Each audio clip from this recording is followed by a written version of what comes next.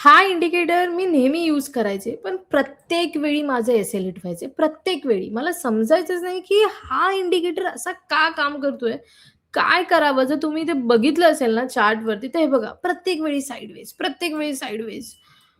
म्हटलं असं करून तर नाही चालणार. अशाने माझा सगळा जो काही कॅपिटल आहे तो वाईप आउट होऊन जाईल. मग आता करायचं तरी काय? म्हणून मी एक आयडिया लावली आणि एक असा इंडिकेटर यासोबतच एक जॉइन केला आणि हा इंडिकेटर कंप्लीटली बंद करून टाकला. सो शेवटपर्यंत व्हिडिओ बघा. मी तुम्हाला एक असा इंडिकेटर आणि त्याच्यासोबतचा असा स्ट्रॅटेजी एनालिसिस सांगणार आहे, ज्याच्यामध्ये मी रिसेंटली काम करत आहे आणि त्याने बढिया चार्टवरती काम केलेलं आहे. So stay tune.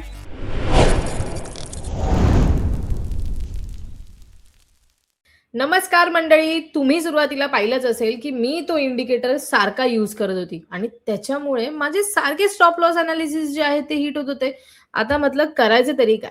म्हणून ठरवलं, की एक अशी आयडिया लावूया, त्याच्यासोबत आणखी एक कुठला इंडिकेटर लावता येईल का, ज्याच्यामुळे माझी ॲक्युरसी लेव्हल वाढेल. सो मी तुम्हाला अशी सेटिंग सांगणार आहे आणि ती सेटिंग पाहण्यासाठी तुम्ही सगळे उत्सुक आहात की नाही आणि तुम्ही तो इंडिकेटर वापरलाय की नाही तुमच्या ट्रेडिंग जर्नीमध्ये तेही मला कमेंट सेक्शनमध्ये सांगा आणि जर तुम्हाला व्हिडिओ आवडत असेल तर लाईक करा, सबस्क्राईब करा आणि इतरांपर्यंत शेअरही करा. तर चला चार्टवरती. सो आता आहोत आपण निफ्टी 50च्या चार्टवरती. बरं का, मी जी काही माझ्या व्हिडिओज आहेत त्या पूर्णपणे एज्युकेशनल पर्पज आहेत. मी इथे कोणालाही कुठल्याही पद्धतीचं रिकमेंडेशन देत नाही किंवा सल्ला देत नाहीये. तुम्हाला जर तिथे कोणता सेटअप अनालिसिस करायचं असेल तर मग तो तुम्ही तुमच्या स्वबळावर आणि तुमच्या फायनान्शियल ॲडवायझर्सच्या मदतीनेच करावा. ओके. सो हे बघा, आता आपण पहिलं शॉर्ट्सच्या सगळ्या बाजू म्हणजेच डाऊनच्या, सेलच्या सगळ्या बाजू बघूया. आता इथे बघा तुम्ही बघू शकता इथे क्रॉसओव्हर झालाय. मी यूज केलाय ई इंडिकेटर. पण त्याच्या सोबतच मी थोडा आर-एन-डी केलं, थोडा रिसर्च केला आणि मी इथे पाहिलं, की कशा पद्धतीने जर मी इथे सेलची एंट्री घेतली असती, तर कशा पद्धतीने मी इथे बघा शॉर्टमध्ये म्हणजे सेल साइडला कशा पद्धतीने हा मार्केटची मोमेंटम झाली आहे. त्याच्यानंतर तुम्ही इथे बघू शकता, इथे पण मी तो इंडिकेटर यूज केला. इथे पण मला चांगला कमालीचं जे आहे एनालिसिस सापडलं. त्याच्यानंतर तुम्ही जर आपण बघितलं तर लाँग साइडचे थोडेसे व्ह्यूज बघूया. आता इथे जर आपण लाँग साइडची पोझिशन घेतली असती, ओके, तर इकडे तर बघा ना कमाल, लाजवाब मोमेंटम जे आहे ते आपल्याला बघायला मिळाले, बरं का. आता तुम्हाला तर एवढंही माहिती आहे, की साइडवेज मार्केटमध्ये हा सेटअप किंवा हाच म्हणा किंवा कुठलाही सेटअप काम करणार नाही. येस. सो आता मी हे इंडिकेटर यूज केले, कशा पद्धतीने केले? तुम्ही हे जर ई-एम-एस यूज करत असाल, तर मला कमेंट सेक्शन्समध्ये नक्कीच सांगा. सो आता मी तुम्हाला याचे एनालिसिस सांगते, की मी हे कशा पद्धतीने वर्क केलं. तर आपण पहिलं डाउन साइडचं आणि पहिली तर ह्याची सेटिंग्स बघूया. ओके. सो सिम्पली तुम्हाला काय करायचंय, इंडिकेटर्समध्ये जायचंय. ओके. सिम्पली तुम्हाला काय करायचंय, इंडिकेटर्समध्ये जायचंय आणि ई क्रॉस म्हणून टाकायचंय. एकच ई पहिला वापरत होती हो मी. आणि तो ई मी बघितला, तर इतका मला प्रॉपर ॲक्युरसी किंवा इतका प्रॉपर रिझल्ट जो आहे तो नव्हता देत. पण मी जेव्हा हा ई क्रॉस वापरायला लागले ना, त्यालाच जोडीला. कसं आपल्याला जोडी असली ना, की जरा म्हणजे तोडीला तोड असं जर कॅल्क्युलेशन असेल, तर आणखी मजा येते. सो हा ई क्रॉस आहे बघा, हा सेकंड ऑप्शन आहे. तो मी इथे सिलेक्ट केला. सिलेक्ट केल्यानंतर आपल्याला त्याच्या सेटिंग्समध्ये जायचंय. आता इथे बरेच आहेत. सो इथे स्टाईलमध्ये गेली तर मला फक्त 2च ई जास्त आपल्याला क्रॉसओव्हर्स नकोत. सो मी 1 एंड 2 इथे सिलेक्ट केलंय. इनपुट्समध्ये गेली 9 एंड 21 करायचंय. व्हिजिबिलिटी जसं आहे तसंच ठेवून द्या. ई-एम-ए 1 ग्रीन कलर करायचा आहे. ई-एम-ए 2 रेड कलर करायचं आणि मी इथे ओके. हे बाकीचे सेटिंग्स तुम्ही बघू शकता. ही अशा पद्धतीने जी आहे मी केलेली आहे. पुन्हा एकदा सांगते. इनपुट्समध्ये 9 एंड 21 वापरलंय आणि स्टाईलमध्ये मी यूज केलेलं आहे ही सेट. ओके. इथे क्रॉस ओव्हर्स जे आहेत ते इथे मी सिलेक्ट केलेत. व्हिजिबिलिटी बाकी आहे तशीच मी ठेवलेली आहे आणि मी इथे ओके केलंय. ओके. सो आता तुम्ही म्हणाल चला आता सेटिंग समजली. आता आपण एंट्री, एक्झिट, स्टॉप लॉस कसा काय लावणार? एक्झिट तर तो तुमच्यावरतीच आहे, की तुम्हाला कधी बाहेर पडायचंय. पण इथे बघा इथे आपल्याला क्रॉस ओव्हरचं सिग्नल मिळालेलं आहे. इकडे येस. इकडे जर आपण बघितलं तर आपल्याला इकडे क्रॉस ओव्हरचं सिग्नल मिळालंय. सो जिथे क्रॉस ओव्हर होईल ना, त्या कॅन्डलचा लो पहिलं म्हणजे ब्रेक होणं गरजेचं आहे. ओके. जिथे क्रॉस ओव्हर होईल त्या कॅन्डलचा लो म्हणजे आता इकडे क्रॉस ओव्हर झालाय, ह्या कॅन्डलचा लो ब्रेक झालाय इथे.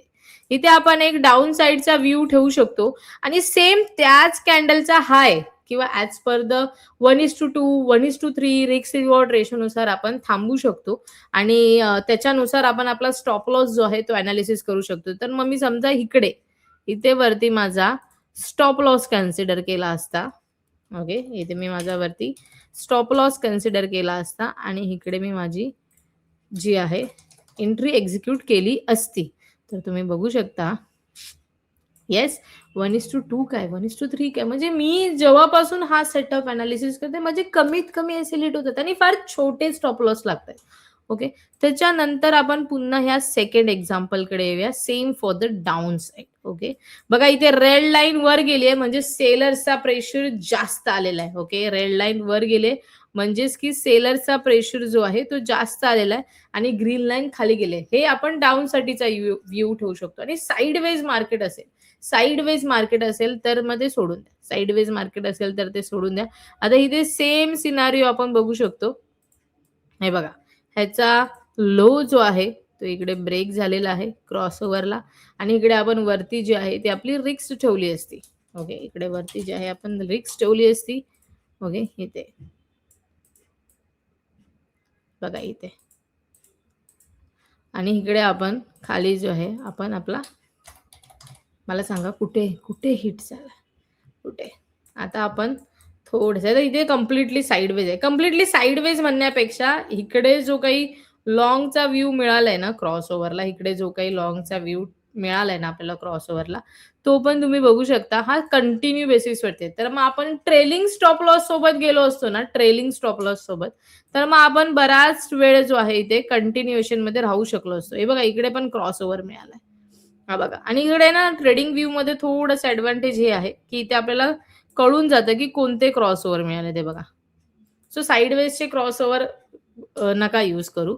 ओके, साईडवेजचे क्रॉसओव्हर जे आहेत ना ते नका यूज करू आणि हे अशा पद्धतीने जे आहे ना हे बघा इथे क्रॉसओव्हर झाला, हाय ब्रेक झाला, कुठे आलाय खाली.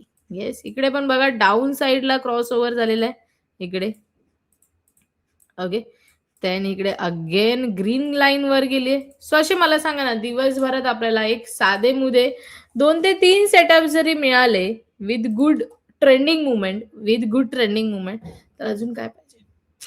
येस, सो अशा पद्धतीने हा सेटअप जो आहे ना मी सध्या अनालिसिस करते. तर सध्या हा सेटअप जो आहे तो आपण इंडियन मार्केट म्हणजे Nifty, bank Nifty, even gold, crypto ह्या सगळ्या मार्केट्समध्ये आपण यूज करू शकतो आणि हा बऱ्यापैकी अनालिसिस होतोय बऱ्यापैकी. जर तुम्हाला ह्याच्यात आणखी इन डेप्थ किंवा माझं लाईव्ह ट्रेड हेही तुम्हाला बघायचं असेल की मी कशा पद्धतीने करते तर मला कमेंट सेक्शन्स मध्ये सांगा आणि तुम्हाला जर मी सांगितलेली सेटिंग सेटअप आवडलं असेल तर लाईकही करा आणि सगळ्यात महत्वाचं सबस्क्राईब करायचंय. सो याचे कंडिशन्स लक्षात ठेवायचे. कंडिशन्स असं आहेत की साईडवेज मध्ये हा यूज नाही करायचा.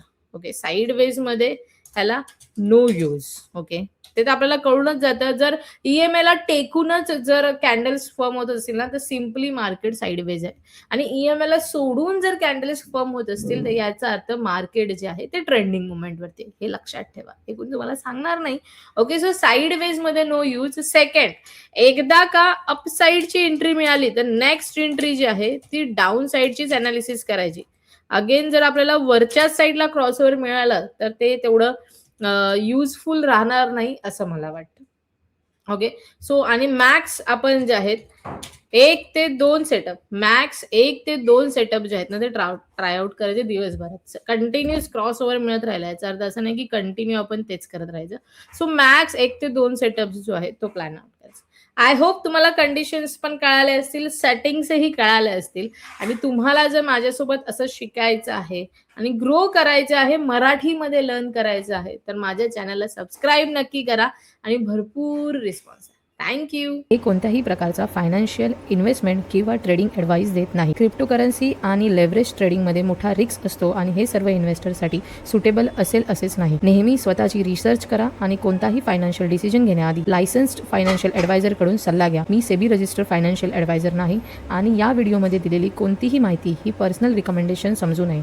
या व्हिडिओमध्ये उल्लेख केलेले प्लॅटफॉर्म्स उदाहरणार्थ डेल्टा एक्सचेंज इंडिया हे फक्त पर्सनल एक्सपिरियन्सवर आधारित आहेत.